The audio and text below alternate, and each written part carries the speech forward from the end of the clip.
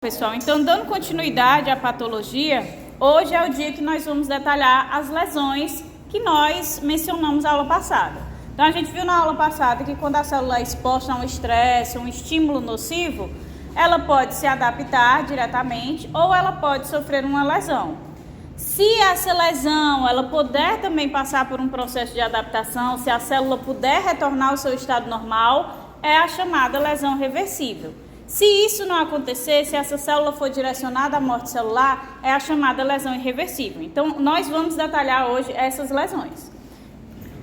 Então, a gente vai ver as lesões reversíveis e o que está contido dentro dela, né? Que é a degeneração hidrópica, a hialina, a mucoide, a gordurosa, a lipidose e a degeneração glicogênica. Vamos também ver as lesões irreversíveis e o conceito de morte celular para entrar em necrose e apoptose. Esqueci de passar. Então, as células elas podem sofrer a ação de agentes agressores que vão causar as lesões. E o que são essas lesões? São um conjunto de alterações moleculares, morfológicas e fisiológicas que podem ser reversíveis ou irreversíveis. Então, essas alterações metabólicas, elas podem gerar acúmulos intracelulares anormais de substâncias, que são as chamadas degenerações, ou seja, lesão reversível. Então, na degeneração, a lesão celular, ela vai ser reversível, assim, pode ser revertida caso a causa seja interrompida, ou seja, a etiologia seja interrompida, ou mesmo reduzida. Então, ocorre através do acúmulo ou da deposição de substâncias no interior das células após alguma alteração bioquímica prévia. Esse acúmulo vai acarretar nas alterações morfofuncionais, que são as degenerações de fato. Então, o que é que a gente compreende aqui? Aqui a gente tem a célula normal, né? E aí ela sofre uma lesão. Se essa célula sofrer essa lesão e ela se adaptar, ou seja, se recuperar, retornar às suas condições normais, essa foi uma lesão reversível, certo? A partir do momento em que essa célula começa esse processo de degeneração, não consegue se recuperar, ela vai ser direcionada à morte celular, que pode acontecer por necrose ou apoptose. E o que é a morte celular? Vai ser uma lesão irreversível, ou seja, não tem como a célula retornar ao seu estado basal. Então, as lesões reversíveis, como eu já estou dizendo, são chamadas de degenerações. E o que é que caracteriza essas degenerações? São acúmulos intracelulares que podem ocorrer devido a diversos mecanismos. E quais são esses mecanismos que desencadeiam esse acúmulo? Primeiro deles, a alteração na taxa de metabolização de uma substância intracelular, de forma que não é possível excretá-la, ocorrendo o seu acúmulo, como é o caso da degeneração gordurosa no fígado ou da degeneração hialina. A degeneração gordurosa, a gente vai ver que é acúmulo de gordura. Degeneração hialina, acúmulo de proteína. Então, é uma alteração na taxa de metabolização ou síntese em excesso ou falta de degradação. Então, acumula essa substância em uma concentração anormal que vai causar o prejuízo na célula. Segundo mecanismo que pode causar uma degeneração, a alteração na via de metabolização de alguma substância endógena normal devido a defeitos na geração de energia na permeabilidade da membrana plasmática e de enzimas que participam do metabolismo dessa substância, ou mesmo por alterações nas vias metabólicas diretamente devido a intoxicações, e isso pode levar a acúmulos de água, de eletrólitos, de carboidratos, proteínas, gordura. Então, como exemplo, nós temos as doenças de depósito lisossômico, certo? Então, o terceiro mecanismo, a alteração na organização estrutural da substância intracelular, causando sua desorganização ou coagulação. A gente vai ver que tem algumas situações em que ocorre a alteração da proteína do citoesqueleto e essa alteração faz com que elas se condensem, né, polimerizem e cause o acúmulo dessa substância anormal dentro da célula. E o quarto mecanismo, nós temos aí a alteração no metabolismo de uma substância endógena que passa a ser anormal como produto de um gene que sofreu mutação, gerando uma proteína truncada que não é capaz de ser dobrada ou transportada ou degradada corretamente. Como exemplo, nós temos alguns distúrbios neurodegenerativos. Isso aqui é bem óbvio, né? Esse mecanismo, se eu tenho um defeito do gene e o gene é que vai me fornecer a informação para a síntese proteica, se houver um problema com o gene, ele vai sintetizar uma proteína problemática. E aí a gente pode ter o acúmulo dessa proteína dentro da célula por defeitos nos processos de degradação, de reparo, de checagem desses erros, e com isso a gente tem um acúmulo dessa substância. Então aqui, ó, os 4 mecanismos principais, né? O metabolismo anormal, então a célula não consegue degradar determinada substância ou sintetiza demais, por exemplo, gordura, né? Os lipídios, aí a gente tem um acúmulo. Isso aqui é um exemplo da esteatose hepática. Segundo, defeito no dobramento e transporte de proteína. Então esse defeito causado por um defeito genético vai causar esse acúmulo dessa proteína anormal e ela não sendo degradada vai gerar o acúmulo no citoplasma, causando os danos degenerativos. Terceiro, a ausência da enzima, né? Então, por exemplo, tem uma substância que é degradada por determinada enzima e acontece um problema nessa célula, radicais livres ou presença de uma toxina que atinge, degrada a enzima responsável por degradar aquela substância. Sem a presença daquela enzima, mais a gente vai ter o acúmulo da substância dentro da célula.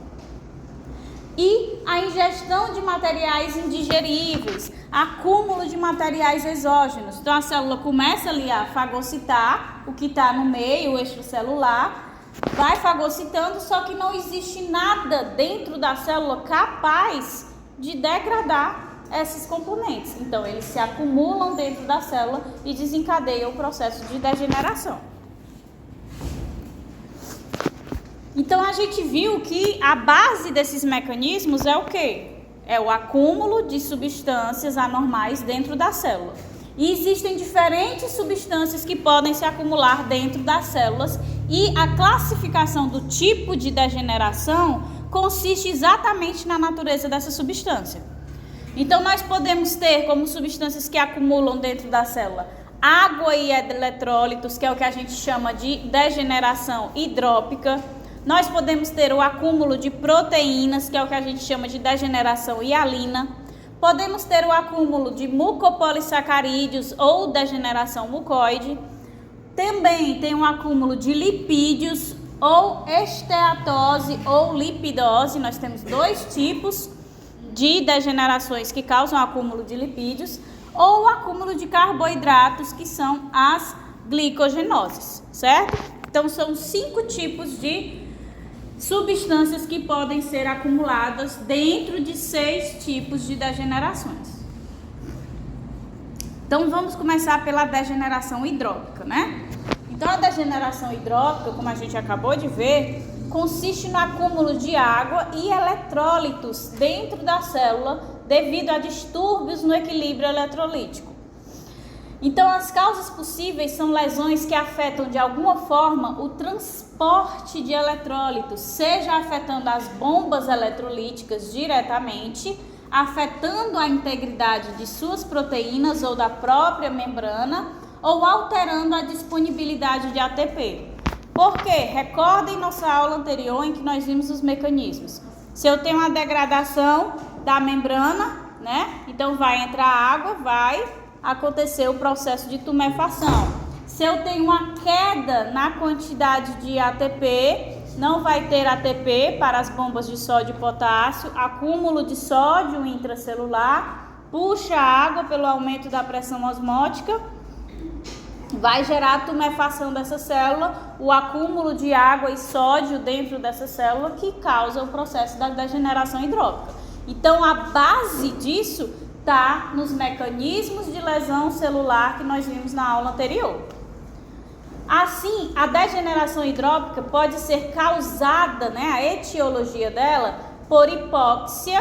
E o que é que pode causar a hipóxia? Né? A redução do oxigênio, anemia, né, anemia falciforme também, isquemia, ter algum trombo, algum mecanismo que impede a circulação de levar o oxigênio até essa célula, ou agentes tóxicos que lesam a membrana e componentes dos respirassomos, toxinas, espécies reativas de oxigênio, que a gente viu na aula passada, vão danificar componentes da membrana, certo? Isso tudo vai gerar, principalmente, que é o que afeta, que gera, na verdade, a degeneração hidrópica, a queda da síntese de ATP. Então, tudo isso está acontecendo e vai acarretar na queda da síntese de ATP. Se eu não tenho ATP, eu tenho todo aquele desbalanço das bombas, né? Seja a bomba de cálcio, seja a bomba de sódio e potássio, que vai gerar essa desregulação, não vai conseguir mais manter a homeostase, a célula vai acumular principalmente o sódio, que vai aumentar a pressão osmótica e aí entra água nessa célula e ela vai tumefaciar, né? Outra coisa que também pode acarretar na degeneração hidrópica é a hipertermia endógena ou exógena. Ou o corpo que está aumentando muito a temperatura, uma febre, né? Ou porque a gente está num ambiente de fato muito quente. Isso, muito quente, eu estou falando daqui, muito quente de 33 graus, não. É um ambiente de fato muito quente que cause mesmo um dano no organismo. Então, isso vai aumentar o consumo de ATP, né? Para manter essa temperatura sem desnaturar proteína, sem causar danos ao nosso material genético. Então, basicamente, vai envolver o quê? A homeostase do ATP. Se eu estou consumindo muito ATP para manter essa temperatura, o que é que acontece? A concentração do ATP cai. Se a concentração do ATP cai, ele não tem mais disponibilidade para as bombas, acúmulo de eletrólitos, acúmulo de água. Então, a patogenia envolve a queda desse ATP. Porque quando a diminuição da concentração do ATP, a gente tem uma quebra do sistema de sódio e potássio, de outras bombas de eletrólitos também. Isso vai aumentar a pressão osmótica intracelular, dentro da célula, causando a tumefação, o edema celular, certo?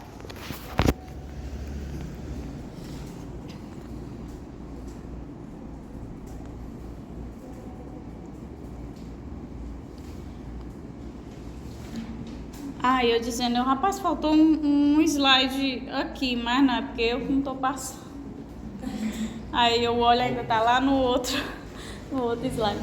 Então, o fenômeno hidrópico retém sódio e reduz o potássio, aumentando a pressão osmótica intracelular, levando à entrada de água no citoplasma, o que gera a expansão isosmótica da célula e macroscopicamente o órgão aumenta de peso e volume, obviamente, né, que ele está tumefaciando, e apresenta uma coloração mais pálida, né? Se eu estou aumentando a quantidade de água, ele acaba ficando mais pálido.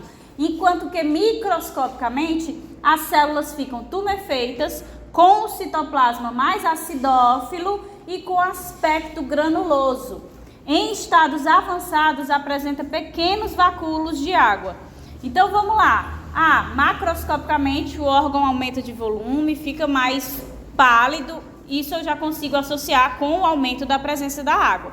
Mas e microscopicamente, né? As células vão ficar tumefeitas, tudo bem, eu consigo perceber que a célula incha. O citoplasma ele vai ficar mais ácido. Por que o citoplasma vai ficar mais ácido? Qual é a base da causa da degeneração hidrópica? Exatamente. Se não tem ATP, a célula tenta procurar energia de alguma outra forma, né? Como é que ela faz isso? Fermentação.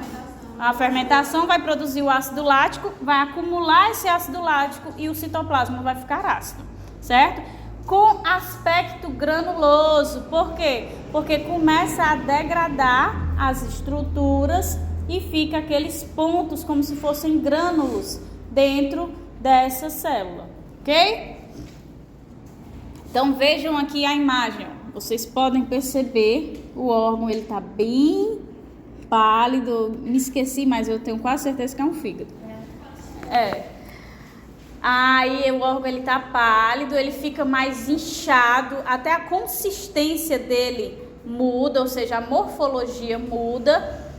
E aqui vocês observam essas células, ó, bem inchadas, que elas normalmente são bem sequinhas, tá? É porque eu não encontrei a lâmina para fazer a comparação, mas elas ficam bem inchadas, e essas partes brancas, que é o que a gente mais visualiza, é justamente o que não cora, que é a água. Então é porque essas células, elas estão tumefeitas, né? Elas estão cheias de água, tá?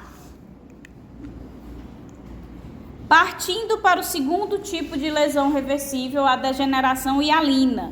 Então, a degeneração hialina é o acúmulo de material proteico agora e acidófilo nas células. Ela vai poder ser formada a partir de diversas causas.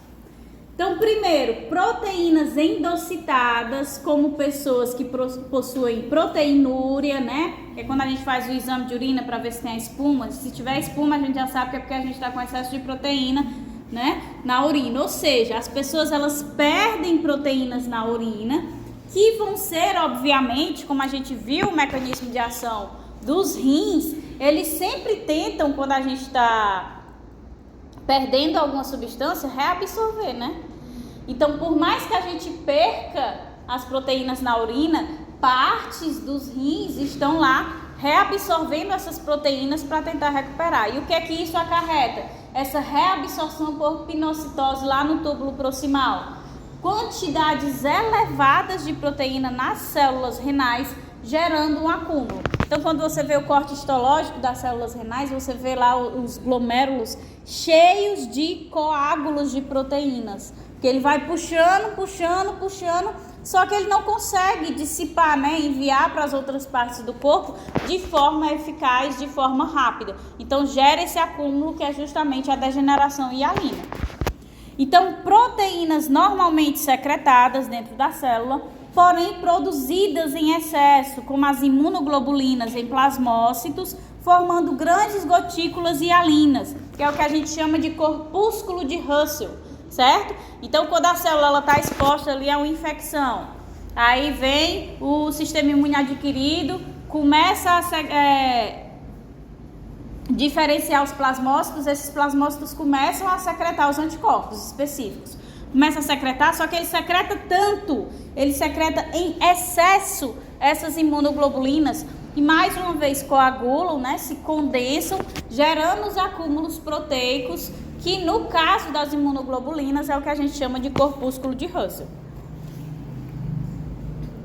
Então, nós temos ainda proteínas associadas a filamentos intermediários que condensam e formam corpúsculo de Mallory, né? Que acontece muito em alcoólatras crônicos, né? Na esteatohepatite, no carcinoma hepatocelular. Então, elas são formadas devido à ação dos radicais livres e do álcool. Por quê? Porque a ação dos radicais livres vai prejudicar o metabolismo da célula, gerando a queda do ATP, consequentemente vai ter o aumento da fermentação, diminui o pH. O álcool, o metabolismo do álcool, ele gera muito acetaldeído. O acúmulo desse acetaldeído também reduz o pH. Então, essas condições vão reduzir o pH. Essa redução desse pH desnatura os filamentos intermediários do citoesqueleto.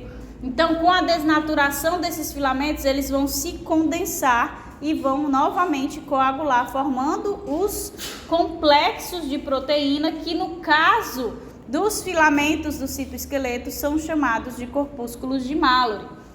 Então, as proteínas do citoesqueleto resultam na formação de ligações transversais entre as cadeias polipeptídicas, né, que estão lá desnaturadas, estão com várias extremidades livres, formando aglomerados que se precipitam.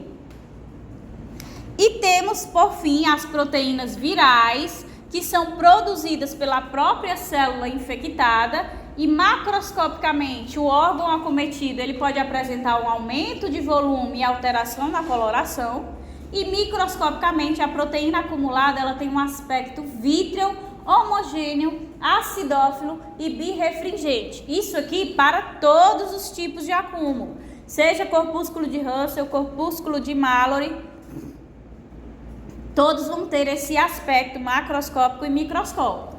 Aqui as proteínas virais é o que a gente conhece pela infecção viral, né? O vírus vai lá infectar a célula e qual é o interesse dele? Ir lá no nosso DNA para replicar as proteínas dele, exatamente. Então ele começa a replicar as proteínas dele e as proteínas virais também se acumulam, formando esses aglomerados, esses condensados proteicos que acarretam na degeneração hialina.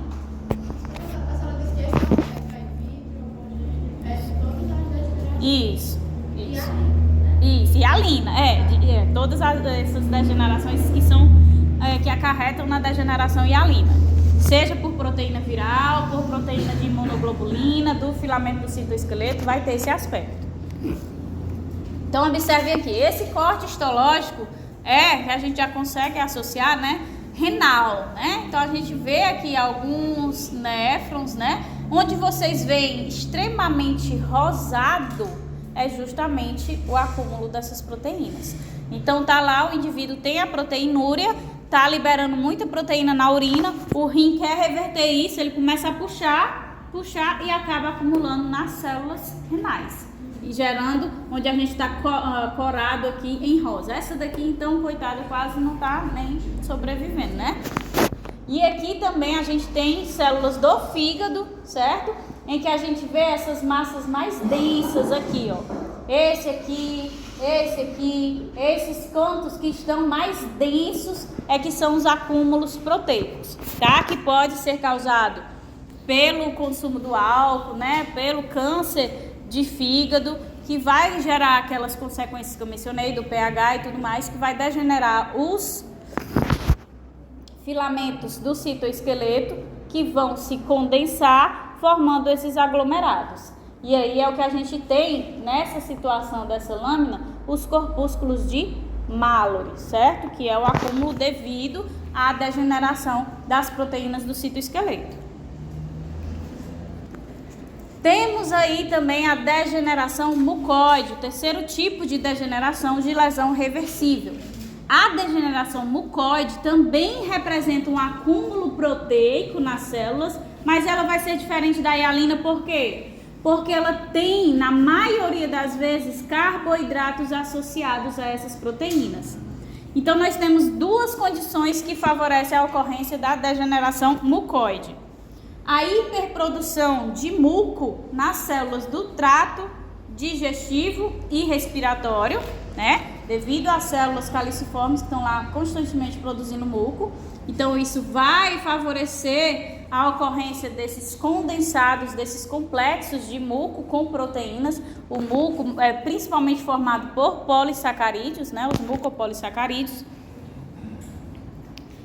E também nós temos a síntese em excesso de mucinas, glicoproteínas, em adenomas e adenocarcinomas principalmente, que vão poder extravasar para o espaço extracelular e gerar um aspecto de tecido mucoide, né? Então a gente viu que o primeiro caso, de fato, tem uma interação direta com a produção do muco, né? Pelos mucopolissacarídeos. E aqui é o fator de extravasamento no meio extracelular que gera o aspecto de tecido mucoide. Então, macroscopicamente, o órgão apresenta uma consistência viscosa, um aspecto translúcido e microscopicamente nós vamos observar células com citoplasma amplo, rosa, né, pelo corante, de aspecto espumoso e com núcleos rechaçados para a periferia, né? Eu não sei se vocês lembram de histologia do tecido adiposo, que a célula lá do adipócito fica, o núcleo do adipócito fica espremidinho pela gota de gordura. Então é essa característica. Tomando o aspecto de células em anel de Sinnett, né? Nessa condição nós também temos uma determinação específica, um conceito específico, que é o anel de Sinnett. Esse anel de Sinnett ele vai ser sugestivo de glicoproteínas, Mas para que a gente consiga comprovar isso, né, quando a gente faz a coração da lâmina, nós temos que empregar colorações especiais e diferentes. Porque muitas vezes, em vez de ser o acúmulo mucoide, da degeneração mucoide, pode ser um acúmulo de gordura. Então nós temos que utilizar diferentes corantes na mesma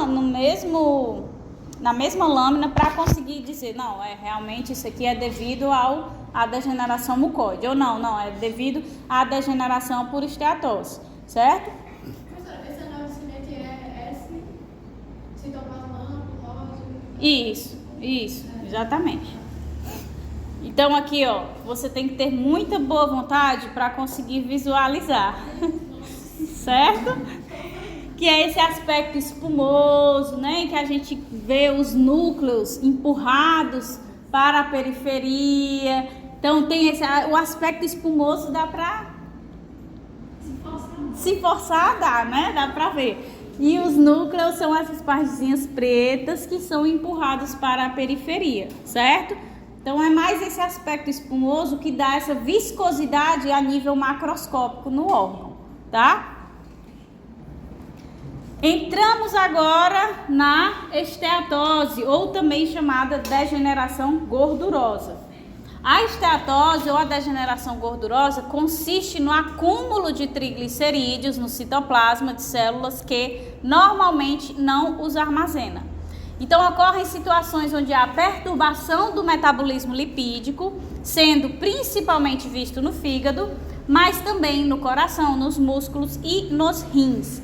Pode ser causada por toxinas, hipóxia, ingestão abusiva de álcool, desnutrição proteica, né? Porque quando a gente tem a desnutrição, a gente tem a redução do consumo proteico. Se eu tenho uma redução do consumo proteico, eu vou ter uma redução da produção de quem? Apoproteínas. Vocês devem ter visto na bioquímica, no processo de digestão, que a APOC é que chega lá no sistema digestivo, é que chega lá no intestino e vai se ligar à gordura, né? Para que ela seja transportada através do nosso sistema circulatório. Então, as apoproteínas, a que a gente mais conhece, é a APOC2, né? Nesse processo de digestão, elas têm uma redução muito grande na sua síntese. Então, não tem quem transporte os lipídios. Então, se eles não podem circular, o que é que vai acontecer? Eles vão se acumular. Diabetes também, obesidade também, porque obviamente essas condições elas vão alterar o metabolismo dos triglicerídeos, das gorduras. Então, em condições normais, os ácidos graxos livres ou ingeridos, eles são levados até os hepatócitos, onde eles podem ser esterificados a triglicerídeos ou convertidos a colesterol ou fosfolipídios, ou até mesmo oxidados a corpos cetônicos. Então, para que os triglicerídeos sejam liberados do hepatócito, eles precisam ser conjugados com as apoproteínas, que são as chamadas lipoproteínas. Se eu não tenho mais essas apoproteínas, eles vão se acumular lá no fígado. Por isso que no início eu disse que a predominância de ocorrência é no fígado. Pode acontecer no coração, nos rins, pode, mas a predominância é no fígado, porque é o fígado que tem esse papel principal de enviar esses triglicerídeos a outras partes do corpo. Então, a esteatose ela pode ocorrer por interferências em diferentes etapas desse metabolismo de gordura, como maior ingestão ou lipólise. Então, eu estou consumindo muita gordura, então, obviamente, eu vou acumular gordura, certo? Uma redução na síntese de lipídios complexos a partir de ácidos graxos e triglicerídeos, certo? Devido à carência de ATP. Então, se eu estou tendo aí uma lesão celular, eu estou tendo aquele impacto dos mecanismos que nós vimos de redução na síntese de ATP. Se eu tenho uma redução da síntese de ATP, eu não consigo pegar os ácidos graxos e levá-los à síntese dos triglicerídeos, porque vocês devem ter visto em biossíntese, né, de lipídios, que os triglicerídeos exigem a energia. Ela dá um sorriso assim que eu não sei se é assim ou se é não. Essa partezinha, a proteína, eu não sabia nem que existia. O que é a proteína? Passo e assim. Ok. Uma menor exportação ou menor formação de lipoproteínas por carência de água e proteínas, dentre outros. Além disso, a esteatose ela desencadeia diferentes alterações morfológicas, dependendo do órgão. O fígado é o principal órgão acometido e o álcool o principal agente etiológico. Então, macroscopicamente, o fígado com esteatose ele vai aumentar de volume e peso, se tornar amarelado com bordas arredondadas. Aumentar de volume e peso, ok, porque está acumulando gordura. Mas por que amarelado? Porque a gente sabe, quando a gente vê ali, né, a nossa hipoderme, que ela é amarela, né? Então, por isso que dá esse aspecto amarelado. E também de consistência diminuída, então ele fica menos denso, fica mais esfarelento, certo? E o fígado a gente sabe que ele tem esse aspecto bem denso. Então ele perde isso porque a gordura ela fica lá se liquefazendo quando a gente vai analisar. E microscopicamente os triglicerídeos são vistos em pequenos vacúolos e com o avançado processo, né, eles tendem a coalescer formando blocos maiores que deslocam o núcleo para a periferia, como acontece nos adipócitos. É onde eles queriam estar nos adipócitos, não estão, então eles vão fazer a mesma coisa que eles fazem nessas células de gordura. Então essas células elas podem se romper e os glóbulos de gordura formam cistos gordurosos. O que ocorre é que o metabolismo do álcool, ele gera muitos acetaldeídos. Isso vai lesar o citoesqueleto. Além disso, eles também vão ser convertidos a acetil-CoA e o acúmulo de acetil-CoA favorece a biossíntese de ácidos graxos e triglicerídeos, que são as gorduras. Isso aumenta a produção da gordura, então muitas vezes tem a associação da desnutrição. Por quê? Porque com a desnutrição a gente tem a redução da síntese das lipoproteínas, que eu já mencionei. Então esses triglicerídeos que estão sendo sintetizados em excesso não vão ser enviados para o tecido adiposo, eles vão permanecer ali porque não tem como sair sem as lipoproteínas. Então vamos lá. Então, por que o álcool é o principal agente etiológico dessa esteatose hepática, né? Esteatose lipídica hepática. Por quê? Porque quando o indivíduo consome o álcool em excesso, ele vai ser direcionado aqui no fígado em 3 vias. Então, tem a via enzimática de metabolização do álcool no retículo, temos uma no citossol e temos uma nos peroxissomos. Independente da via que será utilizada, que são utilizadas ao mesmo tempo, obviamente, né? Que a gente, quando olha macro na célula, a gente tem que saber que o metabolismo está acontecendo todo ao mesmo tempo. Então, independente da via, todas vão culminar na síntese do quê? Acetaldeído. Acetaldeído é um ácido que vai reduzir o pH da célula. Se ele reduz o pH da célula, ele vai desnaturar as proteínas do citoesqueleto. Então, aí já causa uma desestruturação dentro dessa célula. E endereçamento de veículos fica completamente prejudicado. Se eu não tenho um citoesqueleto para levar, para guiar as organelas, as vesículas de secreção, eu não consigo fazer o endereçamento correto das coisas. Então, já começa aí o processo em cadeia de prejudicar o metabolismo dessa célula. Ok, além disso, o acetaldeído ele é facilmente convertido em acetil-CoA. O acetil-CoA ele é um ativador, um estimulador das vias de biossíntese de triglicerídeos. Então ele começa a sintetizar os triglicerídeos lá nas células do fígado. Então vai acumulando. Só que o que é que acontece? Na maioria das vezes, um indivíduo alcoólatra, ele nem come, ele acorda já querendo ir ingerir o álcool. Então ele não tem calorias, ele não se alimenta. A maioria das vezes o indivíduo alcoólatra tem associado uma situação de desnutrição. Então, se eu não tenho proteínas, né, devido à desnutrição, eu não tenho as lipoproteínas. Então, esses triglicerídeos que estão sendo produzidos em excesso vão ser levados para o tecido adiposo, onde podem se depositar de certa forma com mais segurança? Não, porque eu não tenho as apoproteínas para fazer esse transporte. Então, gera o acúmulo da gordura, gera um acúmulo de ácido ali dentro do fígado. Então isso também vai acarretar, né, em aumento das espécies reativas de oxigênio, que começam a degradar as organelas celulares, começam a degradar macromoléculas envolvidas no metabolismo celular, causando um processo de degeneração dentro dessa célula em cadeia. Então aqui é um fígado normal, né? Eu sei que não está dando para visualizar a parte histológica, mas o fígado normal ele tem esse aspecto, certo? Quando ele está com a esteatose lipídica, ele fica amarelado, aumenta de tamanho, né? Porque tem um acúmulo de gordura sobre ele. E histologicamente vocês veem que as células elas são todas pequenininhas, juntinhas, né? E quando a gente tem um acúmulo na situação da esteatose, vocês veem que essas gotículas aqui, que são as gotículas de gordura.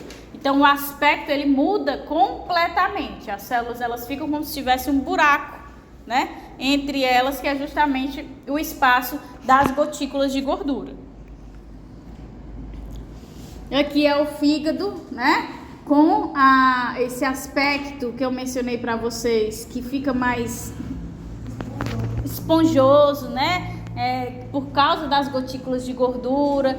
Então ele muda a consistência do fígado. Então se a gente vê a nível macroscópico que mudou a consistência, então a gente já consegue deduzir que a função celular também deve estar totalmente alterada, que é justamente a degeneração gordurosa. Não sei se eu falei para vocês no início, mas acho importante destacar que, como eu falei, né, são lesões reversíveis. A partir do momento em que a gente tira o agente etiológico, a gente tira essa condição que está causando a degeneração, essa célula ela pode retornar à sua condição normal, à sua homeostase. Se isso não acontecer, o que é que isso significa? Que a célula não sofreu mais uma lesão reversível, ela está sendo encaminhada para uma lesão irreversível que vai culminar na morte celular. Então aqui é só para que vocês visualizem mais uma vez, porque das degenerações, de fato, a degeneração gordurosa é a mais explorada. Então a gente tem aqui o fígado normal, né? Ele pode ser submetido a uma infecção severa, né? Que gera aí uma hepatite, ou o indivíduo que tem consumo elevado de álcool, principalmente, ou algum distúrbio metabólico, de obesidade, certo? Ou diabetes, tem esse acúmulo de gordura que pode a longo prazo gerar uma hepatite crônica, né? Uma inflamação do fígado crônico, até que a gente chega, porque o que é que acontece? Quando a gente está tendo esse processo, né, de lesão, de degeneração, vocês sabem que, obviamente, nós estamos desencadeando uma resposta inflamatória, né? Então, se eu estou desencadeando uma resposta inflamatória, eu estou tendo ali combate do agente etiológico e eu estou tendo reparo tecidual constante. Vai chegar uma hora que o reparo tecidual não vai estar mais relacionado à regeneração do tecido, ele vai estar relacionado ao remodelamento tecidual, à formação de fibrose, que é justamente o que acontece na cirrose. Se o indivíduo ele continua nesse processo de exposição, né, causando essas degenerações, essas lesões constantes nas células do seu órgão, vai chegar uma hora que o indivíduo chega à cirrose e aí não tem mais como reverter, lesão irreversível. Aí parte para transplante, né, para uma série de alternativas para tentar solucionar o mau funcionamento que se instalou nesse fígado, ok? Agora, o segundo tipo, né, de acúmulo relacionado aos lipídios que a gente mencionou é a lipidose. Então, as lipidoses são os acúmulos intracelulares de lipídios que não são triglicerídeos. Então, principalmente o colesterol e ésteres de colesterol. Podem ser localizados ou sistêmicos. Então, por exemplo, a aterosclerose, que consiste no depósito de colesterol ou seus ésteres nas células musculares lisas e em macrófagos de grandes artérias. Então, essas células elas ficam cheias de vacúolos lipídicos. Os macrófagos vão adquirir um aspecto espumoso, que é o que a gente chama de células espumosas, e algumas células se rompem, liberando o colesterol no espaço extracelular e esse colesterol, esse lipídio liberado, ele pode cristalizar dentro desse espaço vascular.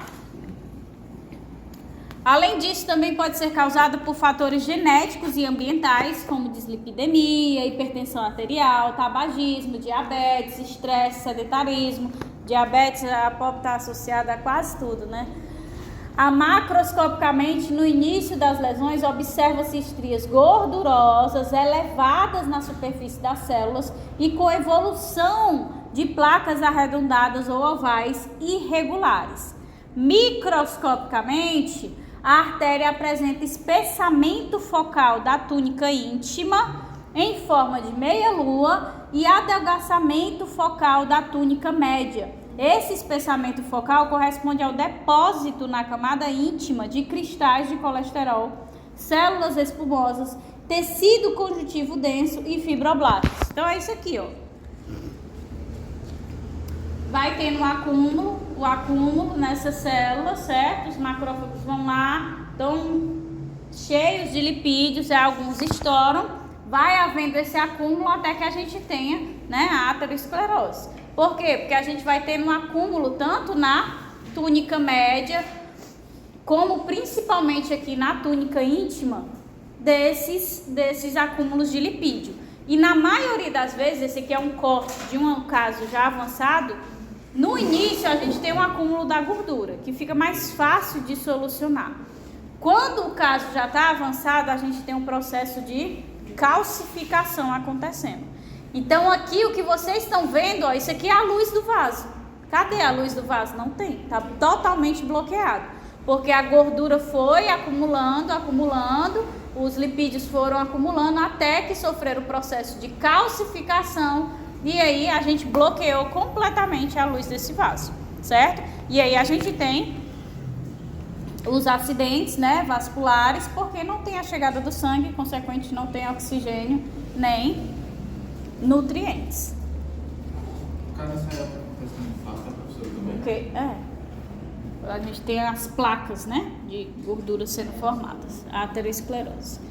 Então, a gente tem também outro exemplo de lipidose, que são os xantomas, né? O principal que a gente mais fala é a aterosclerose, mas temos os xantomas, que consistem em massas elevadas compostas de células escamosas que ocorrem no tecido conjuntivo subepitelial da pele.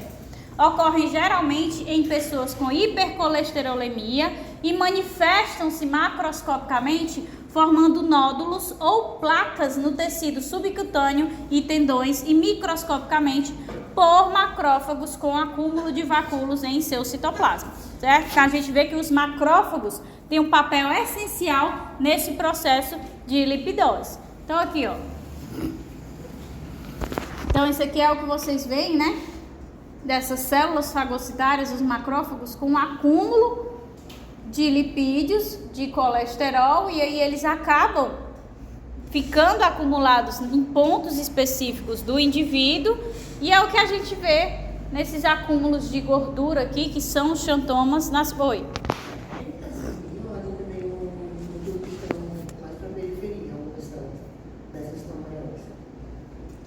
Como assim? Eu não entendi. Na última análise histológica, os núcleos estavam mais periféricos. Isso. Nessa daí, ó. Também são empurrados pelos vacúolos com a gordura, né? Eles também são empurrados. Toda a situação, seja na degeneração gordurosa ou na lipidose, a gente tem essa característica de empurrar o núcleo, que é uma característica do acúmulo de lipídios, né? Porque os lipídios, quando eles estão lá nos adipócitos, eles também empurram o núcleo, que é característico das células do tecido adiposo. Por fim, deixa eu ver onde é que a gente está. 33. Agora a gente vai ver a degeneração glicogênica. Então, na degeneração glicogênica, que foi aquela que a gente viu que tem um acúmulo de glicogênio, macroscopicamente, geralmente, não há uma lesão aparente. Mas ao microscópico, a gente vai ver que tem vários vacúolos citoplasmáticos de diferentes tamanhos levando ao aumento de volume celular e um aspecto fosco. O glicogênio vai ser o único carboidrato evidenciável histologicamente, sendo a identificação feita por esse corante carmim opaz. Então, o que vocês veem aqui rosado, né, é o acúmulo de glicogênio. Ah, professora, mas todas as células não tem que ter o seu armazenamento de energia, o seu glicogênio? Sim, tem que ter o glicogênio, e como a gente sabe, o glicogênio ele é de metabolização rápida, que significa que ele acaba rápido. Então, nessa situação da degeneração glicogênica, a gente tem um acúmulo anormal, que é o que caracteriza a degeneração. Então, a gente vai ter um acúmulo anormal de glicogênio, certo? Então, gente, eu acho que a gente pode dar a pausa antes de iniciar a necrose e a apoptose, né? Sim. Pode ser?